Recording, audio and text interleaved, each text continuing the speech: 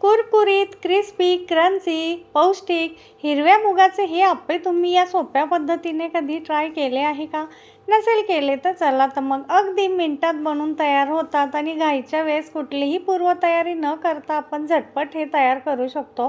तर त्यासाठी काय करायचं आहे आपल्याला, हे मूग जे आहे ते 2 ते 3 तास भिजवून घ्यायचे आहे. आता हे भिजवलेले मूग आहे ते मिक्सरमध्ये टाकून घ्यायचे. 1 वाटी मूग, 4 ते 5 चमचे आपण रवा टाकून घेतलेला आहे. 3 ते 4 चमचे आपण दही टाकून घेतले आहे. आता चवीपुरतं मीठ टाकून घेऊया. अर्धा चमचा जिरे टाकून याला छान असं बारीक फाईन वाटून घ्यायचं आहे.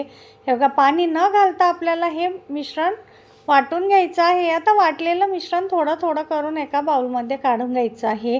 आता हे सर्व मिश्रण काढून झालं की आपल्याला यासाठी आपल्या आवडीच्या काही भाज्या बारीक चॉप करून घ्याव्या लागणार आहे. मी येथे कांदा, कोथिंबीर, टोमॅटो आणि हिरवी मिरची घेतलेली आहे. आपल्या आवडीच्या कुठल्याही भाज्या आपण यामध्ये टाकून घेतल्या तरीसुद्धा चालू शकेल. आता हे व्यवस्थित असं मिक्स करायचं आहे. चवीपुरतं मीठ टाकून घेतलेलं आहे आपण यामध्ये. आणि आता हे व्यवस्थित असं मिक्स झालं की सर्वात शेवटी आपण यामध्ये छान असे खुसखुशीत आपले अप्पे व्हावेत म्हणून इनो टाकून घेणार आहोत.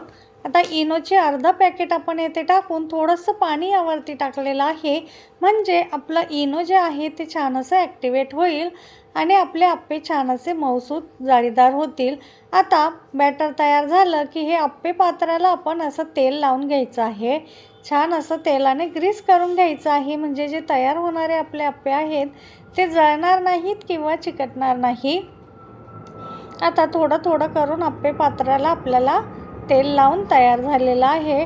आता गॅस आपल्याला एका साईडने गरम करून घ्यायचं आहे. गॅसवरती हे भांडं आणि मंद आचेवर हे भांडं ठेवून द्यायचं आहे आणि अशा पद्धतीने चमच्याच्या साहाय्याने अप्प्याचं बॅटर हे एका एका पात्रात टाकून घ्यायचं आहे.